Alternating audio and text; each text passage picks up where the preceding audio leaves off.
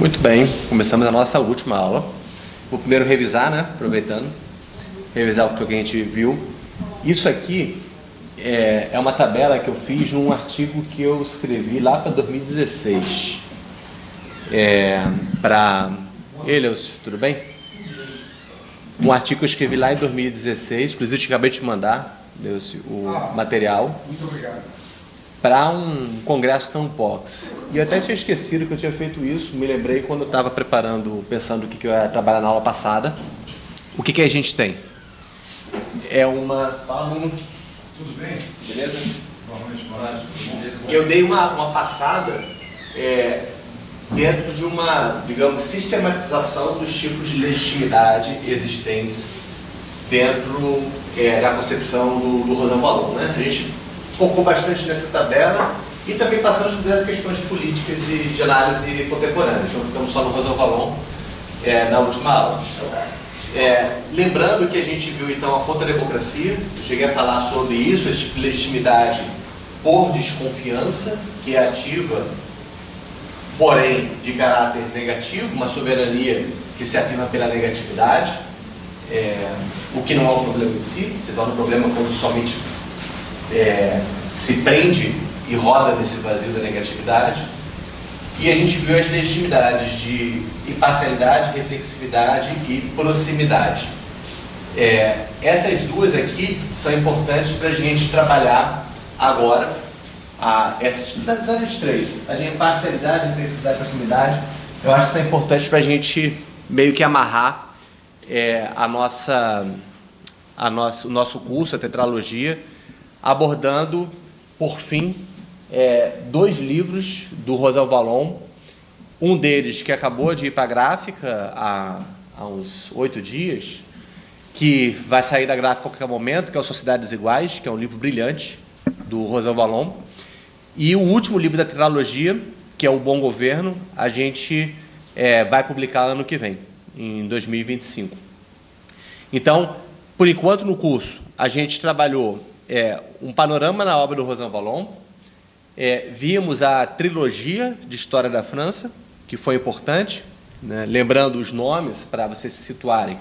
A gente viu da trilogia A Sagração do Cidadão, O Povo Inalcançável e a Democracia Inacabada, tratando das questões do sufrágio universal, da cidadania, da representação e da soberania do povo.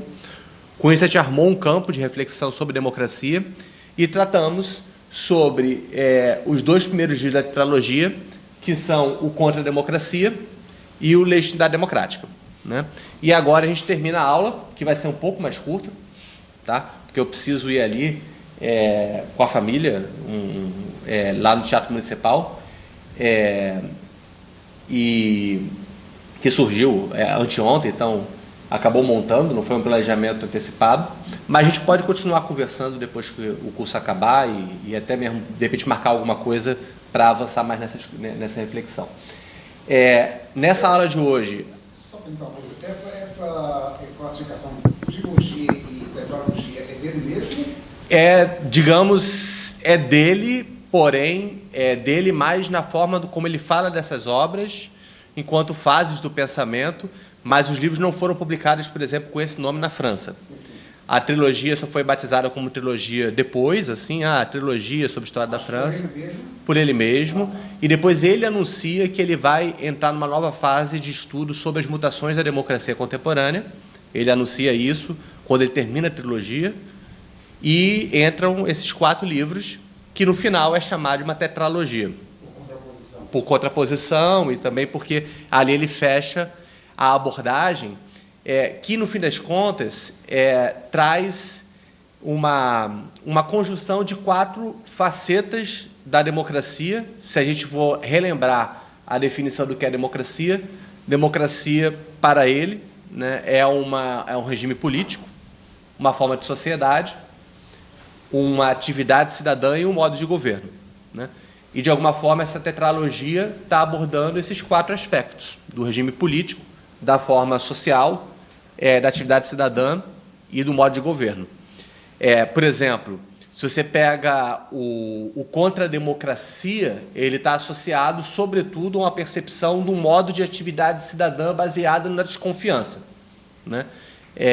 Que também tem, obviamente, um quadro institucional que garante essa atividade baseada na desconfiança.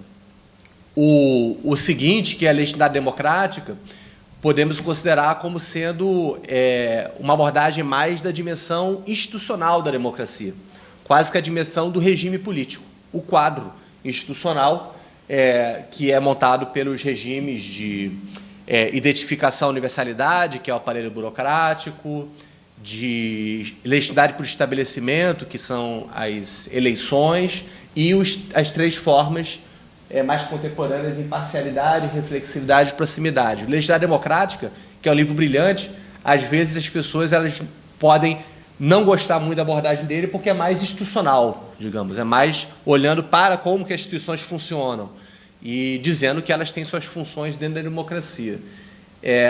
O Sociedades Iguais, que eu vou começar a falar agora, já é um que olha para a democracia como uma forma de sociedade, né? Então, não está olhando somente para as instituições, mas está olhando, sobretudo, para a questão da igualdade enquanto algo que diz respeito à forma como a sociedade se constitui. E o olhar, então, desloca mais do quadro institucional para o quadro da formação do laço social no âmbito de uma sociedade dos iguais. E nisso daí existe uma reflexão sobre a formação do projeto de uma sociedade iguais no mundo moderno, trajetória europeia. A gente pode pensar no Brasil como uma trajetória bem diferente. A gente chegou a falar bastante do Brasil na última aula. E ele mostra, nessa trajetória da formação da desigualdade, da sociedade dos iguais, como que se formou no pós-guerra o que ele chama de um modelo de Estado social redistribuidor, que é o Estado de bem-estar europeu, né? E ele conta essa história de como que ele se destitui, como que ele se desfaz, quais são as razões pelas quais o Estado de bem-estar social ele acaba perdendo a sua base de legitimidade a partir dos anos 80 e 90 no contexto europeu. No Brasil, propriamente, nunca teve muito Estado de bem-estar social, e até um projeto recente, digamos, a gente pode datar isso a partir de 88 como o início de montagem do Estado de bem-estar social no Brasil, no momento que o Estado social estava evaporando nos países europeus. Isso, né? Com a fundação do PSDB? Eu acho que pela Constituição de 88, sobretudo, né? E um certo tipo de trajetória. Teria que pensar se o PSDB, o que é social-democracia, o que não é. É um debate interessante, né? Digamos que a fundação do PSDB nominalmente seria a formação de Partido Social-Democrata, né? Aí a questão se é ou não é, se foi, aí tem toda uma discussão em torno disso, e também pensar as mudanças das figuras líderes, né, do PSDB ao longo do tempo. Uma coisa é o PSDB de Covas e Fernando Henrique Cardoso, outra coisa é o PSDB de quem hoje? Hoje nem tem, nem sei mais quem é do PSDB hoje direito. Algum de sapatênis, né? Então...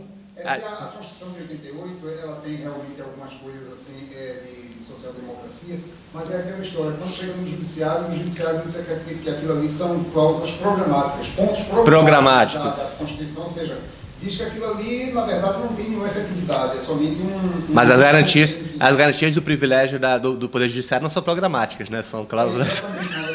Aí são bem... tem que ser concreto mesmo, né? Inclusive, pode até ultrapassar a barreira teto tranquilo de salário, porque pode se relativizar a Constituição quando necessário, quando conveniente. Mas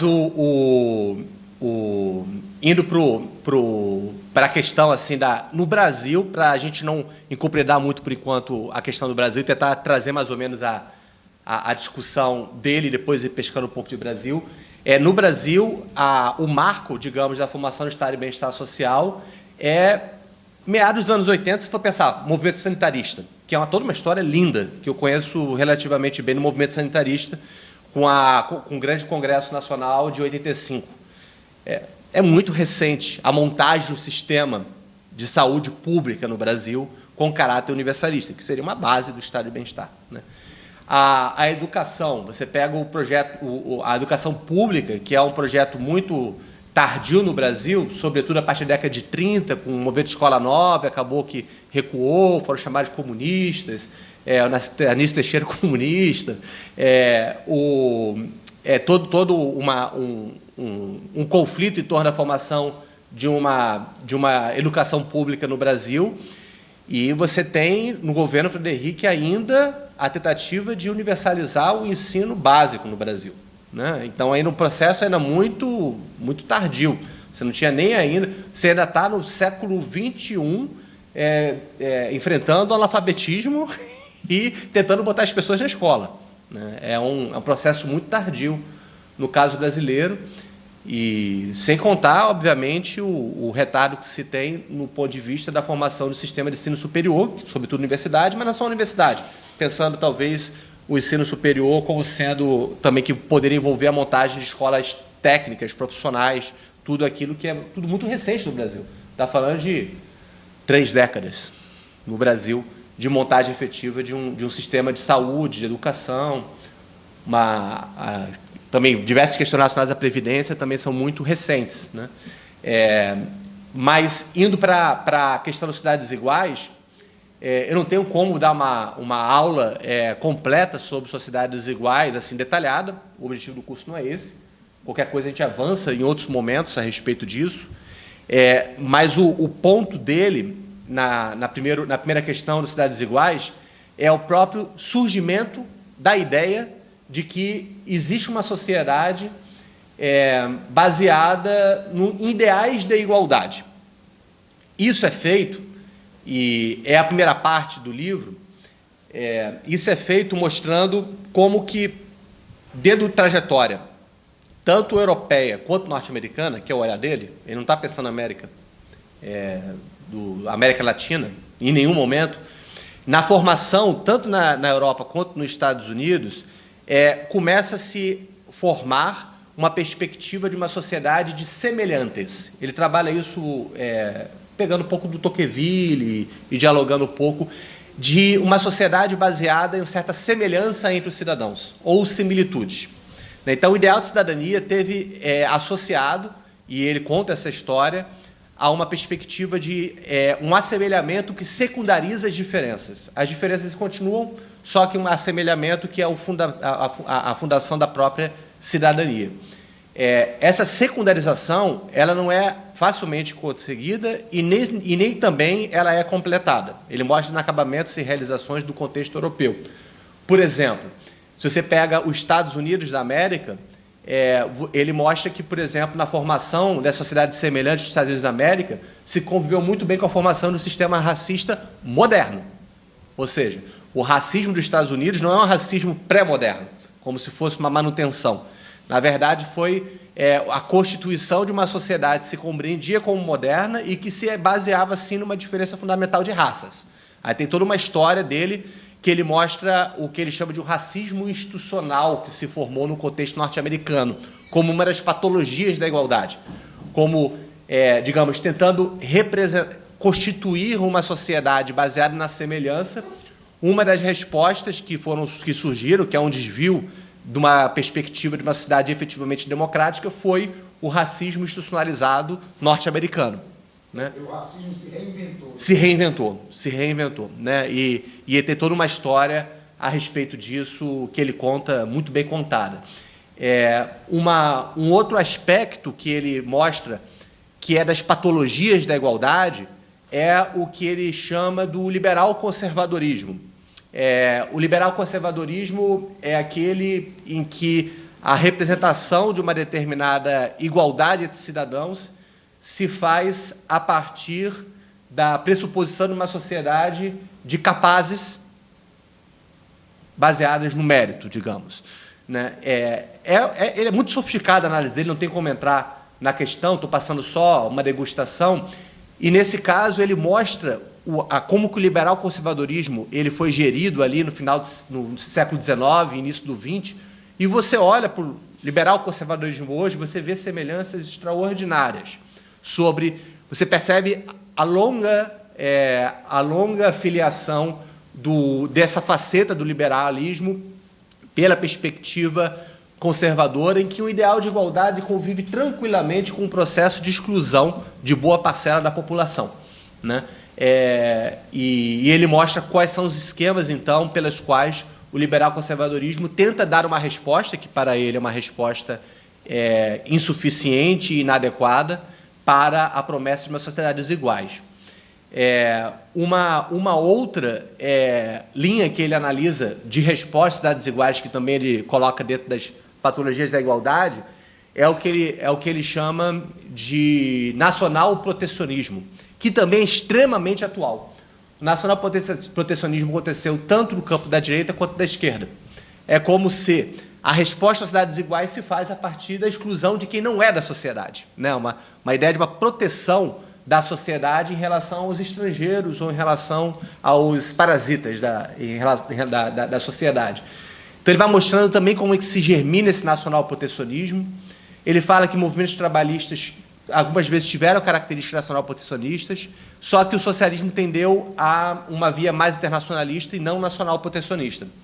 Mas ele conta também essa história de forma bem interessante, lá no em que o nacional protecionismo é uma resposta possível existente dentro das promessas de igualdade e que retorna com muito vigor contemporaneamente, né? Quando a gente fala dos populismos de direita, e também os de esquerda, se pensam Mélenchon na França, é nacional protecionismo, né? Então, como que eu consigo estabelecer uma cidadania, uma igualdade de cidadãos, eliminando quem não é da cidadania, por exemplo, combatendo imigrantes que disputam locais de trabalho com os trabalhadores da nação, né? Então, não por acaso, se você pensa o problema da imigração na Europa, que não é um problema fácil de se resolver, quem diz que é fácil de resolver, não é fácil de resolver, mas qual é o esteio da extrema-direita na Europa? A esquerda também, tem uma esquerda com esse perfil, que o Mélenchon é um pouco isso na França,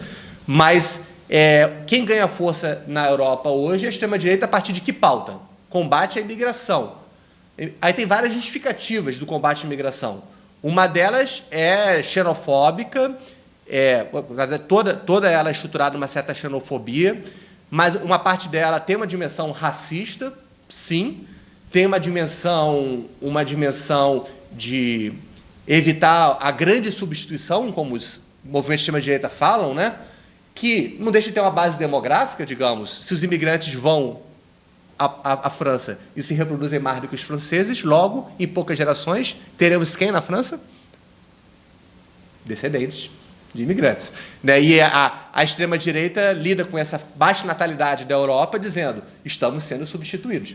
É uma meia-verdade, sim, de fato. Demograficamente, se os próprios países, os próprios nacionais alemães, franceses não se reproduzem... Os autóctones, né? Eu acho que é um bom termo. Se os próprios autóctones não se reproduzem, de fato, eles têm uma substituição efetiva em poucas gerações, mesmo, não tem dúvida em relação a isso. Só que a extrema-direita faz isso como sendo o inimigo está vindo aqui fazendo isso para nos colonizar, né? Fazem isso, sobretudo, com relação ao Islã, né? Muçulmano se reproduz tendo 5, 6 e francês está tendo só 1. A França vai virar muçulmana. Os argumentos de extrema-direita vão nesse sentido. Posso fazer um parênteses aqui? Esse último livro do Steven Witzig, eu não vi o livro, não, só um resumo, mas parece que ele foca muito essa questão. Ele diz o seguinte, que a democracia está passando por uma crise no mundo porque ela está se submetendo, quer dizer, eu estou usando as minhas próprias palavras, não sei se é o termo que ele usa, mas está sendo submetida a um teste de estresse, justamente porque está se vivenciando a tentativa de construção de uma democracia multirracial, e que o problema central é exatamente esse, a questão migratória, quer dizer, a questão de que a democracia, quando não havia esse problema de multirracialidade, funcionou bem, mas agora com a multirracialidade ela está... Isso não é novidade para a gente, mas para o europeu né? Para a gente não é, né? Uma novidade. Que é uma das questões, assim, o Brasil é um país que, tendo um racismo muito característico, não tem como debater a questão do racismo no Brasil, obviamente é uma sociedade estruturada por relações raciais, mas é uma sociedade extremamente mestiçada e multinacional ou multipopular, multi-originada, né? Uma cidade construída a partir de imigrantes, sejam forçados pela diáspora africana, seja por meio de migrações japonesa, italiana, alemã, e judia, árabe, né? A presença árabe no Brasil é muito forte, sobretudo para o Nordeste.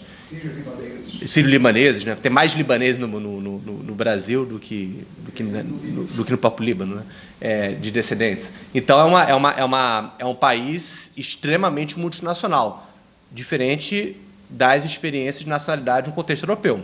Eles estão lidando com um fato novo para eles e, obviamente, tem o efeito rebote disso, né? Essa ideia de somos uma nação, mas que nação é essa que não tem mais uma cor, não tem mais uma características, até traços, né? Você pega, de alguma forma, você identifica um pouco os traços fisionômicos por nacionalidades que tem observação, né? Você já olha assim, isso aqui tem cara de francês no sentido antigo da coisa, né? Você consegue identificar certos traços, e essas sociedades estão se multinacionalizando. Como é que elas estão lidando com isso? Tem um efeito, obviamente, de alimentar o nacional-protecionismo. Agora, tem um argumento nacional-protecionismo, com isso termina a questão do nacional-protecionismo, que é o argumento trabalhista, proteger os empregos. Então, por isso que ele a extrema-direita é fortemente vinculada a interesses dos trabalhadores. Acho que ele esquece isso, né? Muitas vezes, e fica com uma pauta que a extrema-direita fala, eles estão defendendo o cosmopolitismo, o globalismo, a esquerda defende isso. E a gente está defendendo o cidadão pequeno. Nos Estados Unidos também acontece isso, né? Nós estamos defendendo o cidadão pequeno. É o cidadão não instruído, é o cidadão não universitário. Eles não, só defendem intelectual, vivem por aí viajando. A extrema-direita nacional protecionista, nesse populismo de direita, ele surfa muito nessa desconexão também de certas agendas de esquerda em relação ao homem comum, à mulher comum, né? E é a extrema-direita que fala, não, nós somos religiosos, sim, temos orgulho, temos uma tradição cristã, nós somos do país, temos amor à terra, temos amor a esse país, ver esse pessoal invadir aqui, botando seus costumes, que é isso, temos que nos defender. E aí fala diretamente com as pessoas comuns. Enquanto que a esquerda faz mediações sociológicas extremamente complexas para explicar para o cara que essa pessoa está sendo xenofóbica ou racista estrutural com relação não cola na realidade das pessoas comuns. Então, esse nacional-protecionismo ganha, e no caso, com a roupagem do populismo de direita, independente de haver razões sociológicas, porque tem gente, intelectuais, eu li recentemente no Le Monde, semana passada, falando não é verdade que os imigrantes estão tirando postos de franceses. Na verdade, não é uma concorrência direta. Tá, mas vai explicar isso para um trabalhador que não está acontecendo um confronto direto e roubando posto. Questão de percepção. Percepção. A mesma coisa. A gente acha que a gente está vivendo uma guerra civil urbana todo dia. No Rio de Janeiro. Quem não tem essa impressão de violência disseminada? Vai pegar a estatística, o Rio de Janeiro é pouco violento em contraste com muitas outras cidades do Brasil. Entendeu? Uma baixa taxa de violência. Mais uma coisa é a percepção subjetiva, que ela é real, evidente e tem efeitos políticos concretos. Outra coisa é a estatística, o que vai mostrar. Se for mostrar, Feira de Santana, que é onde eu cresci, lá na Bahia, está entre as 10 mais violentas do Brasil, em termos de estatística. Eu não tinha nenhuma sensação de violência lá. Rio de Janeiro não está. Está lá embaixo, em estatística. E você tem uma experiência de violência cotidiana. Então, uma coisa que diz estatística, outra coisa é a percepção subjetiva das pessoas. Essa percepção também é muito reforçada pela mídia, né? Quer dizer, o noticiário da mídia amplia muito mais os eventos em cidades como Rio de Janeiro e São Paulo. Uhum. Sim. Tem essa sensação midiática. Também tem a natureza do crime. Tem poder ver, digamos, a alta taxa de violência na Feira de Santana tem a ver com eliminações entre bandidos. É diferente, você tem pouca chance de chegar alguém lá e fazer um latrocínio ou botar na tua cabeça no meio da cidade. Então, são violências também diferentes, né? Dão um impacto diferente sobre o cidadão. Mas tem um efeito midiático, obviamente, que reverbera mais, gera uma sensação de segurança contínua. Então, tem esse nacional-protecionismo que, junto com o liberal-conservadorismo, são muito presentes dentro das democracias contemporâneas, que explica um pouco por que há, efetivamente, como o Roosevelt Valon fala, uma hegemonia de direita no contexto mundial. Uma certa predominância da direita. A direita ganhou as pautas, e ele fala isso claramente quando ele conta a história dos últimos 50 anos da esquerda. A esquerda ela não consegue mais botar a agenda dela no espaço público, e quem toca é a direita, porque houve uma direitização. Ele tenta explicar isso no livro A Nossa História Intelectual e Política, e qual é a necessidade que tem da esquerda, né, se renovar. A esquerda europeia, no caso dele, que ele está mencionando, sobretudo a francesa mesmo. E a última patologia da democracia, que não tem como avançar muito, é o comunismo utópico, né? Não tem como avançar muito, porque tem várias nuances, porque, mais uma vez, eu falei desde o início, a tradição socialista e comunista não necessariamente se misturam, elas são muito diferentes, têm caminhos diferentes. Na própria obra de Marx também saem coisas diferentes, mas uma característica, duas características do comunismo utópico tem a ver com, a primeira delas, isso está associado à tradição socialista como um todo. É uma recusa da sociedade que tem algum princípio de mercado de concorrência, como se fosse a necessidade de manter uma organicidade do social, né? E aí ele vai mostrar o quanto que isso daí tem implicações políticas na época, né? Dos projetos socialistas, projetos comunistas. As diferenças e diferendos entre eles, né? Uma coisa é um Proudhon, outra coisa é um Marx, outra coisa é um Owen, um Robert Owen. Tem diversas linhas de socialismo e comunismo. Agora, em comum, tem um pouco essa perspectiva de manter uma organicidade que, muitas vezes, no socialismo caiu, sim, em projetos autoritários, né? Seja de comunidades autoritárias, seja de uma opção autoritária do ponto de vista de Estado, ainda que hajam socialismos que têm uma característica mais democrática e até bem liberal, associacionista, né? Mas o ponto o próprio Marx ele rompe o comunismo com relação às perspectivas de socialismo mais associacionista, mais democrático. E o próprio Marx segue num caminho, nessa oposição entre socialismo utópico e socialismo científico, numa oposição às formas de socialismo mais de projetos comunitários, projetos alternativos, né? Indo muito rápido na coisa, o socialismo científico, como se autobatizou Marx e Engels, né, chama tudo isso de utopia, né? E a verdadeira comunidade ocorrerá somente depois da Revolução, né? Existe uma espécie de subsunção do presente em função de um futuro radiante, né? Dentro da tradição marxista comunista. Isso, o famoso corte epistemológico, né, que ele sai do socialismo utópico, quer dizer, que ele chamou de utópico, quer dizer, como se fosse assim, uma proposta que se oferecesse à sociedade para que ela fizesse aquilo ali de uma forma generosa, digamos assim. Contra isso, Marx preconizou que o socialismo só vem mesmo pela via revolucionária e até violenta. E até não. Violenta, efetivamente, né? A violência está presente na lógica do Marx o tempo todo, né? Ainda que haja diferença, porque tem fases diferentes. Mas você pega, por exemplo, o Manifesto Comunista, é evidente que o Manifesto Comunista está declarando que só vai surgir uma sociedade pela guerra civil. A violência vai parir a história. E qual o problema desse esquema que ele fala? É uma incapacidade do comunismo utópico de lidar com o individualismo moderno, né? É claro que quem lê bem Marx percebe que ele no fundo, individualista. Mas o individualismo só vai surgir autenticamente depois da Revolução, né? Então, que é a ideia somente uma sociedade comunista, a livre desenvolvimento de cada um será o livre desenvolvimento do todo, e o livre desenvolvimento do todo será o livre desenvolvimento de cada um. É uma escatologia, efetivamente. O que leva? A uma afirmação de uma certa possibilidade de uma superação do conflito fundamental da nossa sociedade por meio da revolução e logo instauração da sociedade comunista. O verdadeiro indivíduo só está no pós-história, na verdade, no encerramento da história. Quando finalmente sairemos da era de ferro da humanidade, da pré-história da humanidade, e conseguiremos entrar na história.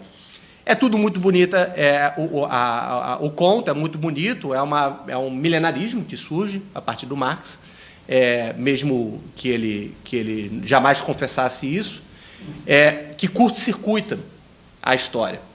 Isso leva a uma... e aí até o conflito dele com Feuerbach, o Feuerbach ele tem mais aquela questão de a experiência das formas comunitárias de vida desta sociedade, uma relação com o presente. Marx é a questão, esta sociedade presente é alienada. Então, qualquer expressão de individualidade se faz no plano da falsa consciência. De cidadania é falsa consciência.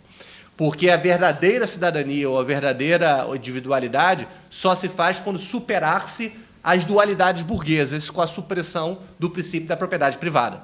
Então, você cria uma narrativa histórica com uma sofisticação intelectual enorme, que também gera um processo de movimento, digamos, político, religioso, de uma força grande, né, tanto de criação quanto de destruição, né? Não tem como fazer essa história, não tem como fazer uma história das experiências comunistas, do que foi feito. Lembrando, com Marcelo Mauss, que era um socialista, ele escrevendo lá em 20 e poucos, ou seja, período ainda não era stalinista, né?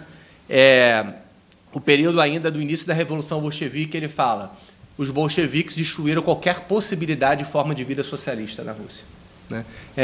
Porque se instaura ali um conflito, sobretudo com o marxismo-leninismo, né, e todo o projeto de vanguarda revolucionária que se estabelece. Tem diferenças, não tem como entrar nesses detalhes. O marxismo-leninismo é uma coisa, Marx é outra, né? Marx tem um caminho, às vezes, de você dizer: pode deixar que a história vai parir a própria transformação. Então, tem um certo marxismo mais do capitalismo vai se autodestruir, esperemos, assistamos. E tem um marxismo mais do voluntarismo. O capitalismo vai destruir tudo, então temos que pegar as armas e alguém tem que fazer o serviço. O leninismo vai para esse caminho, né, do voluntarismo político, né? Os trabalhadores não vão ter consciência, afinal, dos seus interesses, logo precisamos de uma vanguarda revolucionária militarizada, o Partido Comunista Bolchevique, que só ele vai trazer, então, a transformação social que nos cabe. Para fazer um parênteses, no final das contas, Marx, sem perceber, ele recai também em determinadas afirmações utópicas, como, por exemplo, aquela que diz que depois da Revolução, quer dizer, depois de um certo processo, né, a política será substituída pela administração das coisas, que é Saint-Simon, né? Saint-Simon? Saint-Simon. Mas ele usa a partir de Saint-Simon, né, que Quer dizer, isso é uma coisa extremamente utópica para mim. Quer dizer, a política não faz parte da natureza humana. Uhum. E a outra coisa que é bastante, dá para ver que é bastante utópica, é aquela história de cada um, segundo suas possibilidades, a cada um segundo suas necessidades. É bonito, mas, no fim das contas, é bonito, mas... Quem conhece a natureza humana sabe que essa conta não vai fechar. Quer dizer, a soma das possibilidades vai ser sempre menor do que a soma das necessidades. Cada um vai dizer: eu tenho necessidade disso aqui, mas não posso, não. Eu conheço Marx de cabo a rabo e ele me influenciou muito a forma de pensar quando você pensa do ponto de vista da análise, né, sobretudo do capitalismo. Mas é isso, assim, no fim das contas, é uma incapacidade de pensar efetivamente a consistência política da sociedade. Para ele, ele tem dificuldade de pensar a política a partir dessa perspectiva do primado do econômico. Então, digamos, na sociedade comunista, que é isso, não existiria mais política nem Estado propriamente, porque você conseguiria automatizar o processo público por meio da administração das coisas. Isso é simplório. E também é simplória a concepção de natureza humana, onde, afinal de contas, é uma dificuldade filosófica lidar com a natureza do mal. O mal não é socialmente gerado necessariamente, né? Então, digamos, o ser humano é mau porque ele é corrompido pela sociedade. O russoísmo dele, né? Os homens nascem bons e são corrompidos pela sociedade. É uma dificuldade de pensar eticamente os problemas humanos e antropologicamente os problemas humanos. Obviamente que o social gera males, mas nem todo mal é explicado por meio da raiz social. E ainda mais, se você pega o esquema dele, que ele pega na introdução da filosofia do direito de Hegel, dizendo somente a classe que vivenciou o mais extremo da desumanidade é portadora da redenção desta humanidade, instaurando uma sociedade plenamente humana. Pois é, né? Então, assim, é bonito dialeticamente, é Hegel, mas na prática é uma falácia, é sofística. Porque na prática, quem diz isso? Você ir ao extremo da desumanidade pode te tornar mais desumano ainda, e não defensor da humanidade, onde se suprimiu toda a desumanidade da face da Terra. É de um milenarismo, assim, que é o proletariado messias que surge. Só que os próprios marxistas, no século XX, descobrem que o proletariado messias foi para o espaço. O proletariado vira fascista, o proletariado vira conservador, o proletariado vira várias coisas e quase nenhum se torna revolucionário. Então, tem um problema de construção, de explicação histórica mesmo na percepção marxista, né? E marxiana mesmo. É um problema de construção histórica. Você não tem mais o ator que você pressupôs que é o ator da Revolução. E não é porque o capitalismo mal acabou com o ator, é porque você tinha um problema de construção, realmente, do processo histórico. A ideia de que a sociedade iria se polarizar entre o extremo, 99% proletariado somente se reproduzindo para sobreviver, e 1% com tudo, não aconteceu. As sociedades capitalistas avançadas se tornaram sociedade de classe média, com pobreza, mas classes médias. Isso não está na Constituição de Marx. Aí tem eu não posso avançar nisso, mas a social-democracia nasceu do rompimento com Marx, que é o Bernstein, né? O Bernstein, que era o grande socialista alemão, ele disse, não tem mais como seguir Marx, porque as pressuposições dele do capitalismo não são mais as mesmas, a coisa mudou, então temos que repensar. E surge a social-democracia reformista, que é aquela que diz, esse papo de revolução não vai dar certo, e vamos reformar de dentro. E aí entra o social-democracia, que, no mundo ocidental, foi que formou o estado de bem-estar social, de dentro. Claro, porque também tinha a Guerra Fria, tinha um contexto, tinha o pós-guerra mundial. O Rosan Vallon fala sobre a nacionalização das existências pela guerra.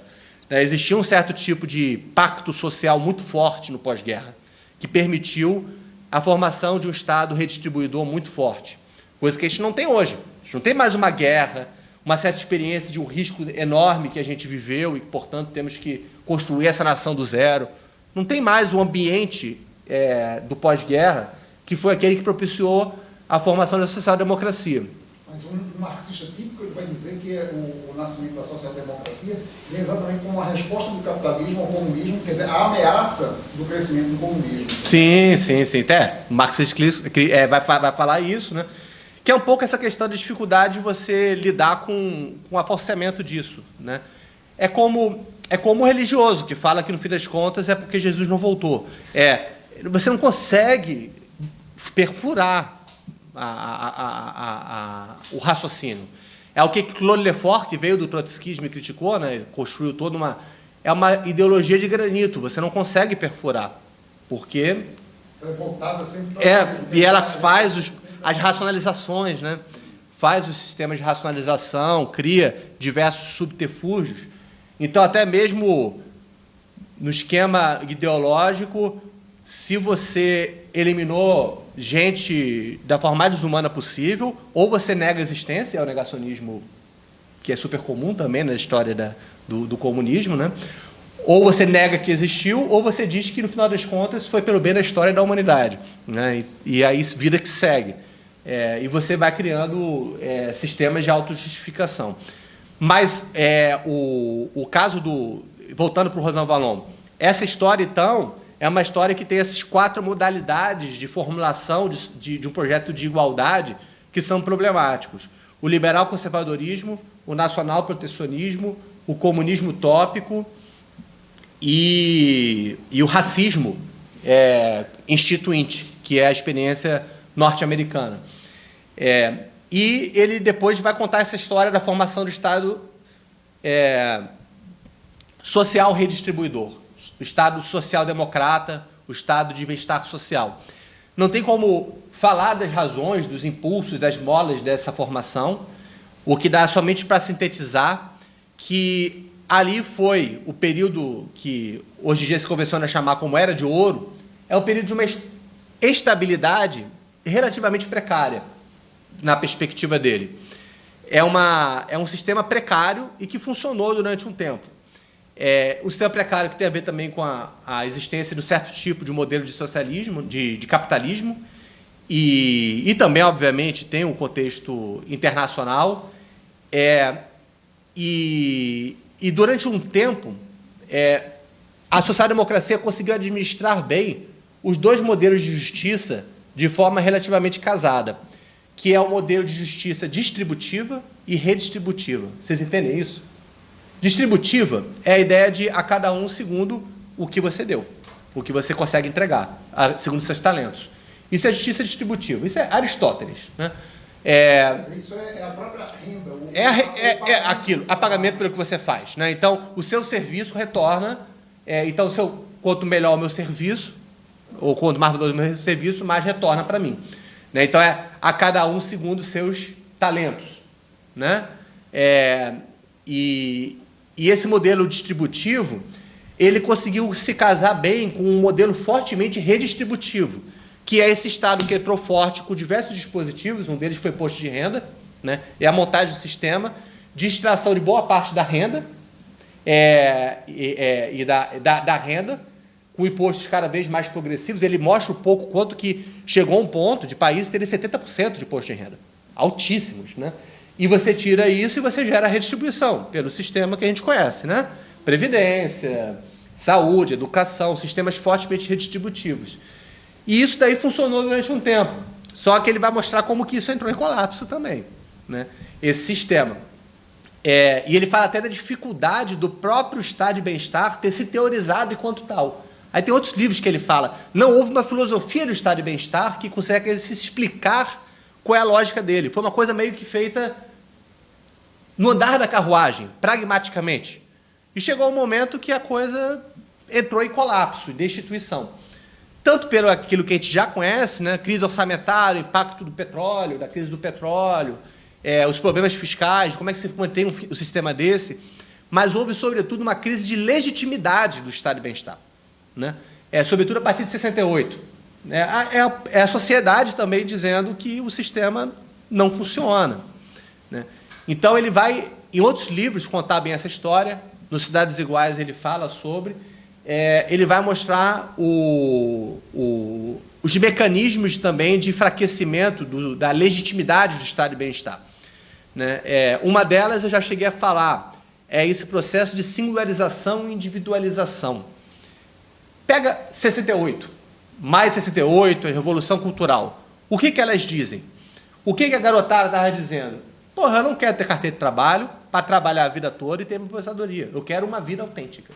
Eu quero uma vida que vale a pena ser vivida. Então, a equação social-democrata, que mantém taxas de crescimento, com essa taxa de crescimento você continua tributando e você redistribui um risco socializado, que é a sacada da social-democracia. Em vez de cada um ter o seu risco, você pega uma fatia do bolo e você socializa o risco. Ou seja, todos nós aqui podemos ter riscos privados, mas é o Estado que está bancando o risco se acontecer de alguém precisar de saúde, educação, de seguro-desemprego. Esse sistema é um sistema que, beleza, funcionou durante um tempo, mas ele tem pés de barro, que, mais uma vez, indo muito rápido, o mecanismo de redistribuição, ele compreendeu o lugar do Estado como um administrador de riscos, como uma burocracia azeitada que resolveria o problema do laço social. Só que não resolve. No fim das contas, no momento de prosperidade, de estado de bem-estar, as pessoas dizendo, mas eu não estou feliz, isso não me serve, eu não quero este tipo de vida. né? É como se você conseguisse resolver o problema da justiça por meio de políticas de redistribuição. E aí as pessoas vêm com, eu quero reformar a vida, eu quero ter autonomia, e aí começa a ter os movimentos de desinstitucionalização, ou seja, pô, mas que escola é essa? Escola para eu somente ser trabalhador? Eu quero a educação para outras coisas. Então, começa a ter uma crise das próprias instituições pilares da sociedade. Né? Uma pergunta aqui. Será que ele não está tomando como referência exclusivamente a França, a Alemanha, aqueles países centrais? Não? Porque a social-democracia, na verdade, os estados que levaram ela mais longe foram os estados escandinavos, os países escandinavos. Sim. E nos países escandinavos não se viu essa crise de questionamento. É mais difícil, né, de ter. Também são estados de população pequena, são estados mais homogêneos, né? Mas sim. Lá funcionou melhor, né? Funcionou. É mais forte, né? Suécia, Dinamarca. Exato, mas parece que também entrou em crise, tanto que você falou, e eu terminei interrompendo você lá atrás, você estava dizendo que a ideia da social-democracia começou a crescer aqui no Brasil quando ela já estava em declínio, quando ela estava declinando na Europa. Realmente, até mesmo nos estados escandinavos, ela começou a sofrer crise aí no final dos anos 80, não é verdade? Tem uma resistência grande nos escandinavos de modelos de liberalização mesmo, né? Tem de fato. Agora também é difícil você pensar, por exemplo, comparar países como os nossos, ou países maiores, com uma Finlândia da vida, ou uma Islândia. Né? Islândia tem quantos habitantes? 400 mil habitantes. É uma cidade. Mas essa crise de legitimidade, ela não tem só a questão do âmbito cultural, que tem a ver com as transformações das sociedades ocidentais, surgiram os sujeitos à diferença, todas as questões de autonomia. Obviamente, o Rosan Vallon ele chega a falar sobre isso e outros autores. O capitalismo soube se renovar, incorporar essa crítica, aquilo que o Luc Montesquieu chama a crítica artística ao sistema. Né? Porque tem a crítica social, eu quero redistribuição, e tem a crítica artística, que é eu quero autenticidade, eu quero autonomia, eu quero uma vida estética, uma vida plena. O capitalismo... Uma palavra melhor, né? A crítica filosófica. Esse tipo de crítica, o Boltanski e a Tiapello, no livro O Novo Espírito do Capitalismo, mostra que todo o discurso gerencial, toda a política empresarial, organizacional, tudo isso incorporou essa crítica artística. Né? O capitalismo que vai propiciar para você autonomia, liberdade, autenticidade, espontaneidade, felicidade. Você vai viver uma vida artística. O Lipovetsky, que a gente discutiu, o Lipovetsky, o capitalismo artístico. Né? O capitalismo, digamos, da social-democracia, é o capitalismo do Ford. Todos podem escolher o seu próprio carro, desde que seja preto. Né? Isso é Ford falando, né? Então, é uma coisa... Depois você tem toda essa entrada efetiva na sociedade do consumo, cada vez mais segmentada, nichada, variada, diversificada, com a ideia de você orientar para o indivíduo, para o consumo. Tem toda uma transformação do capitalismo, que teria que ser um curso específico sobre capitalismo, para entender que a gente saiu do horizonte fordista de sociedade. Né? O horizonte fordista é uma cidade mais massificada, mais de pessoas mais parecidas, consumindo a mesma coisa, tendo um modo de vida relativamente parecido. É claro que na nossa sociedade as pessoas continuam sendo parecidas, muitas vezes, mas muito mais nichado, muito mais grupos, tribos e segmentos, nichos de mercado, essas coisas. E continuam tendo suas vidas administradas pelas grandes corporações, talvez mais do que nunca. Mas é uma sociedade diferente. Né?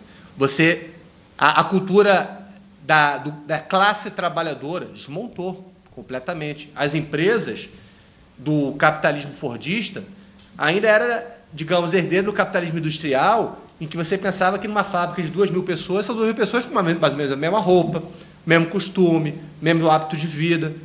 Conforme as empresas vão se tornando empresas em que boa parte das pessoas estão no colarinho branco, estão no serviço, existe uma hierarquização dentro da empresa por diversos tipos de posições, que também são estilos de vida diferentes no mercado, você tem uma quebra da própria ideia de classe trabalhadora. Alguém aqui se diz trabalhador? Alguém se identifica como trabalhador? Mas esses aspectos da atomização em nichos, ela serve ao capital. Serve ao capital, obviamente. Ela é instrumento de dominação. Sim. Ao fim das contas, assim, no raso, as corporações que nos governam, pelo algoritmo, e poderia-se até se perguntar o porquê, como que hoje em dia as pautas de esquerda identitária correspondem muito bem aos interesses de segmentação do capitalismo por identidades. Né? Isso, no início dos anos 2000, mas depois da teoria. Que é um bom marxista. É um bom marxista. Pensativo, inteligentíssimo. Terry Eagleton. É um dos melhores do marxismo norte-americano. Ele, David Harvey, são excelentes. De fato, você tem isso, né? Essas transformações do capitalismo, e esse nichamento corresponde a demandas do próprio capitalismo também, de você lidar com o problema do esgotamento do ciclo de consumo. Né? Então, tiveram diversas formas do capitalismo lidar com isso. Por exemplo, a obsolescência programada é uma delas. Uma outra é de você segmentar mercado, né? E você criar uma variação de produtos para grupos diferentes que, por sua vez, você muda a identidade do produto e ele se torna uma nova necessidade. Né? Então, você tem um capitalismo mais culturalizado, mais imaterializado nas necessidades das pessoas. Né? A legitimidade democrática, ele descreve com bastante detalhes essa transformação. Né? Sim, sim. Que vai chamar da generalidade a particularidade, né? Sim. É interessante que um ano antes de 68, de maio de 68, sai aquele livro que é um panfleto de crítica cultural do Guy Debord, né, que é a Sociedade de Espetáculo, que acho que ele vê muito bem essa questão. Também era marxista, um situacionista, né? Sim. Mas pega essa parte mais antropológica, talvez, do marxismo cultural, assim. Sim. Né? Eu acho excelente o Guy Debord, Sociedade de Espetáculo. Um pouco depois tem que eu gosto mais, o Christopher Lasch, do Cultura e Narcisismo, também no Mínimo Eu, é absolutamente brilhante.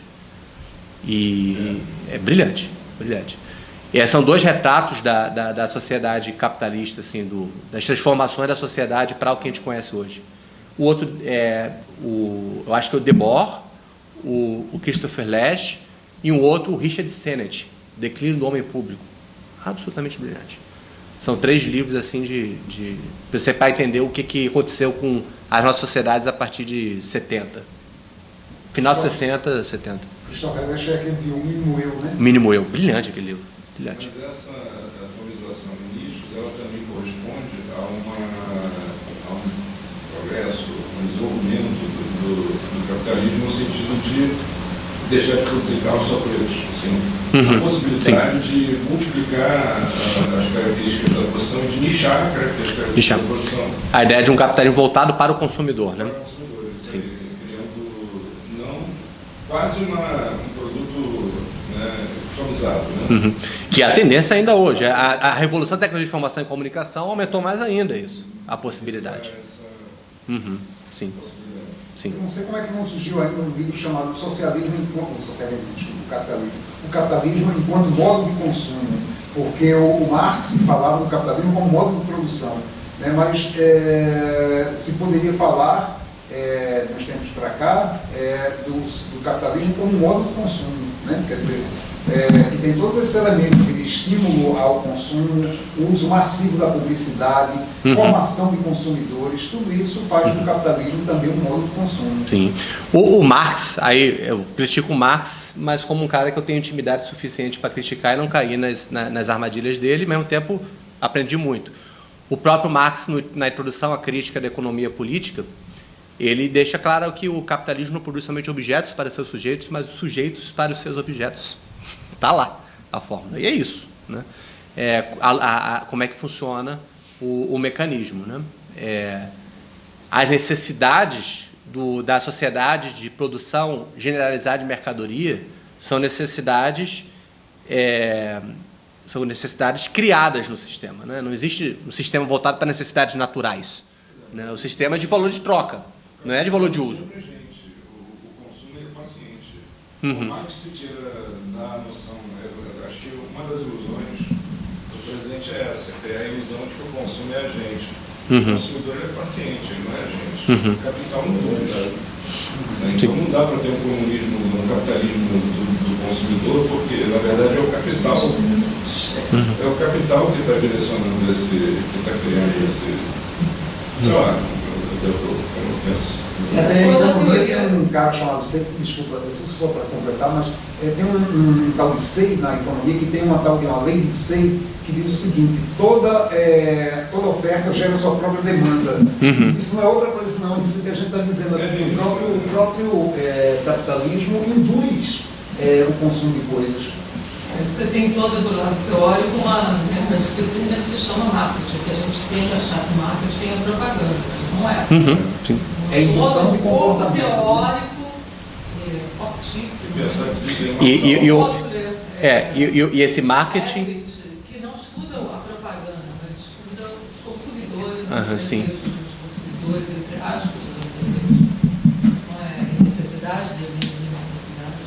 Outro neolivro lá no filosófico, a gente tem também as notas dos filósofos que supervalorizam as subjetividades, que corrobora essa atomização, serve essa atomização. Sim.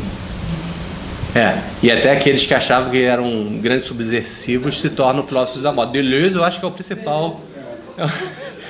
Deleuze é o filósofo da sociedade capitalismo contemporâneo, porque reforça exatamente esse tipo de subjetividade no capitalismo supostamente vinculado ao desejo, né? A uma máquina desejante. Máquina desejante, capitalismo deleuziano. E o que acontece na questão das cidades iguais do Rosan Valon, se for pensar o caminho do raciocínio dele? Eu escrevi o prefácio do livro. O livro, se vocês tiverem em mãos, vocês vão poder ler a minha síntese do prefácio. No prefácio do livro como um todo. Está saindo da tradução agora. Está saindo da gráfica amanhã ou depois. Da gráfica e chegando. O que ele fala é que, para esta sociedade do qual tratamos hoje, que é o que ele chama de uma sociedade e capitalismo da singularidade, para pegar só uma chave de raciocínio, se torna explícito a necessidade de pensar uma sociedade dos iguais que seja a partir de uma filosofia da igualdade como relação, que deve ser articulador principal para pensar a redistribuição e a distribuição. Então, ele vai teorizar a igualdade como relação, que é essa questão da democracia como forma de sociedade. Digamos, o estado de bem-estar social, o que foi que ele fez? Ele não pensou a relação social. Ele virou um estado de administração de cidadania, né? E o que acontece nesses estados avançados de bem-estar social? Um individualismo muito forte e um sentimento de insolidariedade, né? E um certo sentimento de... Não tem sociedade, tem sociedade... Digamos, quando uma Margaret Thatcher fala não há sociedade, só há indivíduos, existe uma certa verdade nisso. O estado de bem-estar virou uma sociedade de indivíduos, administrados por um estado redistribuidor. Acho que ela disse o seguinte, que não existe essa nova sociedade e sim o mercado. Quando o estado de bem-estar se perde, é isso, vem a ideia liberal de o que você não tem a sociedade, mas indivíduos, né? E tem todo um discurso mais neoliberal ou menos neoliberal que vai apostar exatamente em políticas de justiça centradas no indivíduo. Algumas boas e algumas precaríssimas. A mais precária de todas é aquela que a gente conhece como neoliberalismo, onde você diz que a liberdade de indivíduo se realiza numa sociedade de mercado.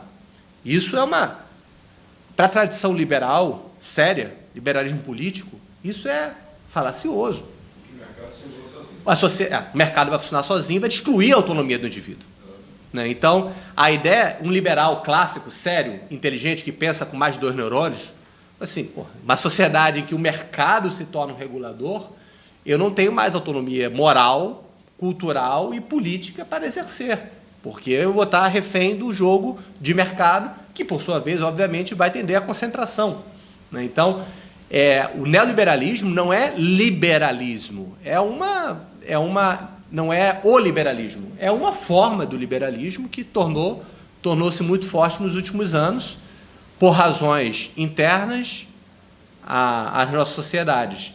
Derivação patológica. É uma dimensão patológica do liberalismo. Derivação patológica, não tenho dúvida disso.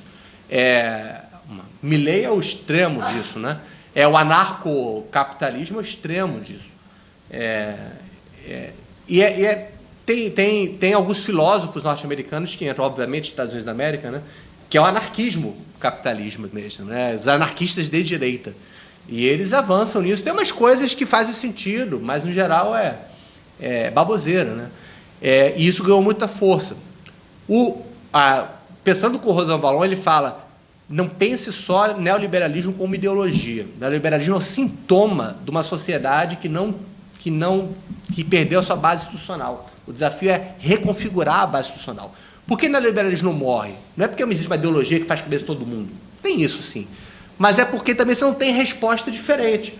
As pessoas querem matar o neoliberalismo voltando para o estado de bem-estar. Não funciona mais. As pessoas não querem mais isso. O cidadão diz: não quero um estado de bem-estar social tradicional, assim. O que seria esse resgate da institucionalidade? Você falou alguma coisa assim? Imaginação institucional. Imaginação institucional, basicamente, né? Aqui não tem nem estado de bem-estar. Esse que é o problema, né? Que eu acho que no Brasil a gente não tem experiência de estado de bem-estar social e a gente, de alguma forma, a gente exacerba as características do capitalismo avançado. A gente exacerba. Digamos que o Brasil consegue ser mais capitalista que o rei, né? Mais realista que o rei. No sentido cultural, não no sentido de produção capitalista. Seria bom se tivesse, pelo menos, empresas que realmente tivessem inovação, por exemplo, ou produção no lado bom que o capitalismo pode oferecer. Não, né? Digamos, é o mesmo país que a empresa ela não tem uma lógica de assumir seu próprio risco e quer trabalhar num regime semi-escravo e também mamando do Estado e trabalhando na beira da ilegalidade.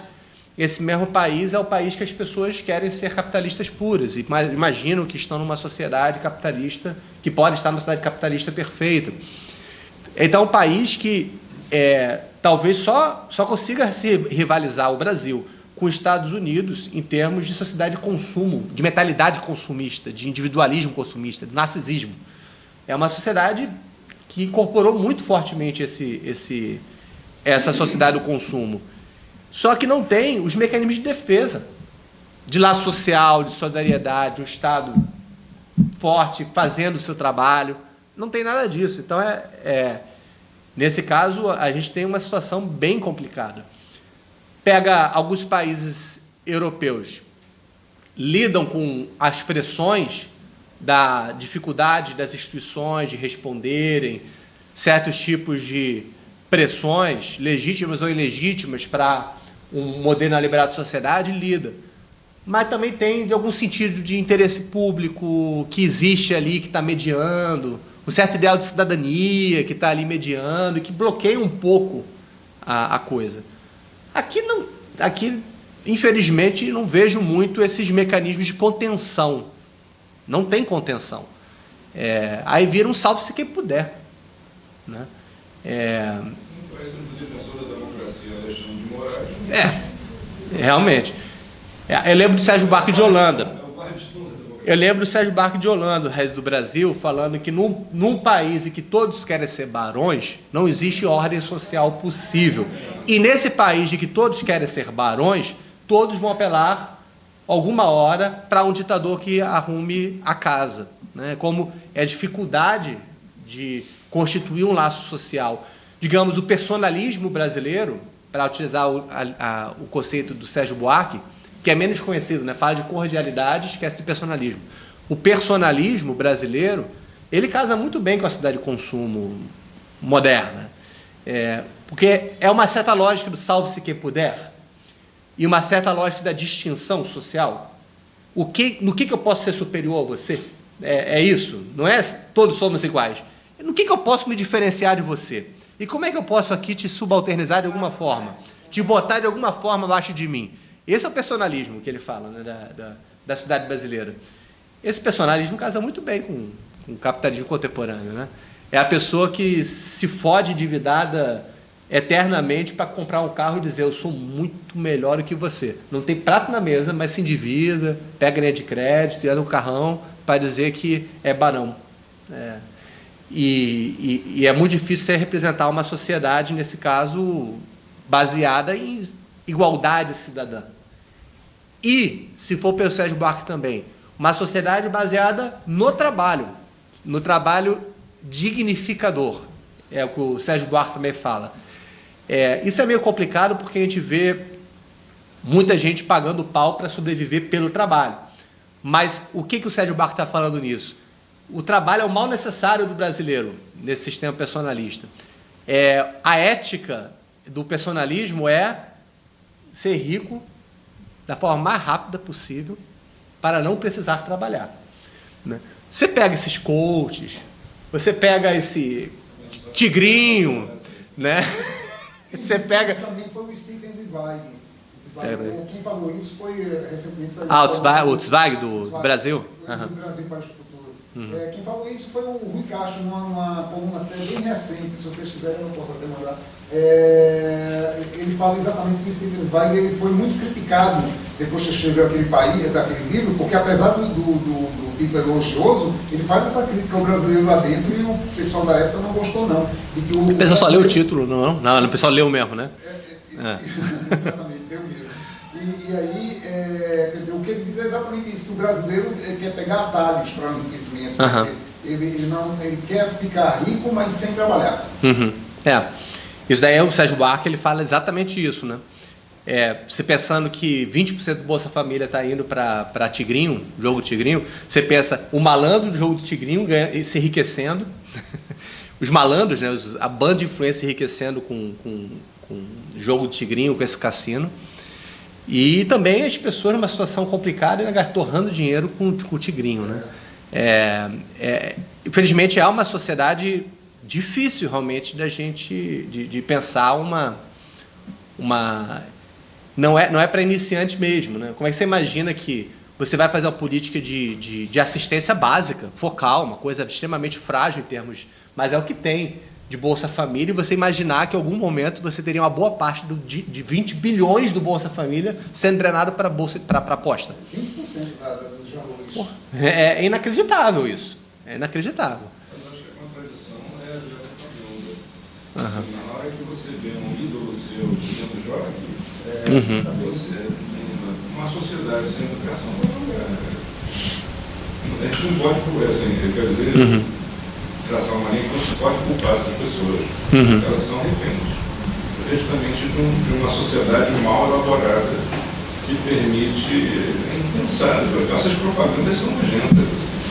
Não é só propaganda, não. Existe um jogo de pega que é um viciamento. Quer dizer, a pessoa começa jogando, às vezes eles oferecem as primeiras apostas gratuitas. De graça. Tem 500 reais aqui de graça para você. Exatamente. E ainda fazem um jeito de você ganhar. No início, é como o vício em crack, que você, né, algumas vezes, quer dizer, você faz umas primeiras experiências, dizem até que uma só já basta, e aí depois você fica viciado. Isso que é interessante para ver, a exacerbação. Quando você vai passar capitalismo contemporâneo, tem até um cara que eu não cheguei a ler esse livro, mas a ideia eu sei qual é do capitalismo aditivo, sociedade aditiva. É uma sociedade aditiva, é uma sociedade do vício e da adicção de diversas formas, né? Que pode ser adicção pelo trabalho, Cronicamente inflamada, né? Adicta. Então é uma característica da sociedade capitalista avançada. No Brasil isso chega num nível mais grave às vezes, né? E pensar a adicção nessa ideia também do vício, da mania, né, da compulsão, né, de diversos aspectos. É uma sociedade que é baseada nesse tipo de lógica, que é uma má compreensão do desejo, né? Para falar lacanianamente, é a sociedade do gozo, não é do desejo. Mas tem a frustração como um dos fundamentos da... Eles usam a frustração. Uma frustração que se faz pela recusa de aceitar a falta, para falar lacanianamente, né? É o indivíduo que não consegue lidar com o vazio. E aí ele vai estar sempre nessa busca impossível de tapar um buraco, né? Então a gente pode até falar que o capitalismo funciona pela lógica do desejo, no sentido de deixar a pessoa sempre por desejar, mas não é uma ética do desejo, né? Porque a ética do desejo é assumir falta e sustentar a angústia. Eu vou pensar lacanianamente. Imagina uma massa de adolescentes fazendo seus skates, seus esportes, satisfeitos com suas músicas e com sua horta na sua varanda, isso não vende. Eles não vendem. Esse conceito de falta é uma categoria lacaniana? Compra bebida, compra lingerie, compra lingerie. A frustração nos leva a querer comprar. Porque dá uma sensação de realmente comprar. Mas a lógica do consumo, que é bem... Eu tenho que terminar a aula daqui a pouco. A gente pode se encontrar, se tivesse espaço aqui, a gente pode se encontrar, de repente, aqui na próxima. Se vocês quiserem, a gente pode continuar, fazer uma conversa na próxima para fechar. Para mim, tá tranquilo. Fazer na rede, na próxima segunda-feira, ali fora, e termina, se aqui estiver ocupado. Porque o que acontece é que a lógica do consumo é que o desejo é inflamado pela expectativa de compra. Uma vez comprado, ele se esvai, né? Então, essa que é a maquininha. É a frustração do ato e esse inflar da expectativa de. E vira uma sociedade de emulação também, né? Você sempre olha para o outro, sociedade da concorrência, da inveja, da expectativa de posse, que no próprio ato o gozo nunca chega. Pimenta nos olhos dos outros é refresco, cada um querendo vender seu peixe, puxando a sardinha do seu lado e pescando no aquarelê. Eu acho que isso resume a sociedade brasileira. Outro filósofo que aborda essa questão da imitação e da inveja é o René Girard. René Girard é excelente. Que é bem isso, o lógico do mimetismo que ocorre, que leva a uma violência social e os mecanismos de bode expiatório para tentar expurgar isso, né? Exato. E esse negócio, a falta que você falou é uma categoria lacaniana, né? Lacaniana. A ética do desejo, né, que é a base da psicanálise lacaniana. Tem suas fragilidades, mas no geral é isso, né? O gozar, que ele chama a sociedade capitalista do mais gozar, né? Você entra no ciclo de um gozo, que é um gozo que se faz por uma certa compulsão do mesmo, né? O desejo ele tem a ver com a diferença, com assumir, sobretudo, a dimensão castrada do sujeito e um aspecto de falta insuprimível, né? Só há desejo quando há falta, quando há essa experiência que também se faz pelo processo clínico de assumir essa falta como constitutiva do sujeito. O sujeito só quer gozar, ele não é nem sujeito, lacanianamente falando, né? Ele fica preso no princípio do prazer. No princípio, pois é, né? Então, lacanianamente, porque assim, numa clínica lacaniana, se você está num desconforto, um neurótico, depende de cada um, né? Mas um neurótico, se vier uma posição desconfortável em um momento em que está pulsando uma angústia, isso pode ser um bom sinal clinicamente, porque é a pessoa que está, de alguma forma, se desacorrentando e fazendo com que alguma coisa possa emergir de novo. Não tem liberdade lacanianamente, se bem que ele nem falaria que existe liberdade propriamente, se você não tem uma sustentação de uma angústia. A angústia tem um lado existencialista na coisa, né? Algo de angústia tem que ser sustentada para que emerja um sujeito. A sociedade capitalista, a sociedade que diga, você nunca vai viver angustiado. Você vai sempre ser você vai ter um prazer perpétuo, né? Você vai ter... Isso só é possível entrar nessa lógica por meio da infantilização. De alguma forma, por isso as pessoas são infantis, né? Na nossa sociedade. É uma certa visão infantilizada de vida, em que, em vez de lidar com angústia, vive na ansiedade. Eu quero tudo, né? Algumas vezes parece que é uma sociedade que promete aos indivíduos de viver eternamente na fase oral, né? Mamando, né? Eu gosto, né, que o neurótico dança na mão dos perversos. Também tem isso, né? Qual é o lugar da perversa dessa história? Pessoal, eu tenho que ir, mas tem muita coisa para terminar ainda, que é fechar a loja de Sociedades Iguais e trabalhar o bom governo. Por mim, eu venho na semana que vem. A sala vai estar fechada, né? Vai estar com gente. Eu venho e a gente trata, fecha o assunto. Tá? Ou então a gente faz virtual, uma coisa assim. Tá? Porque eu não quero terminar o curso rapidamente, só que também não quero deixar os meus filhos me esperando lá no Teatro Municipal. É um quarteto de cordas, austríaco. Aí naquele estúdio Pedro II, e aí me mandaram, tem ingresso para acompanhante, de graça. Então, nos vemos na próxima semana? O problema é que segunda-feira começa a dar aula. Eu não vi, não problema. Uma coisa que a gente pode, você pode? Pode. A gente pode, de repente Dani pode fazer isso. Um grupozinho de zap pra gente jogar. Que a gente pode se organizar nisso. Eu tenho o seu. Aí eu posso compartilhar. Eu não tenho da música. Então tá, eu crio um grupo que passa pra mim. Tá bom. Eu tenho que ver se eu vou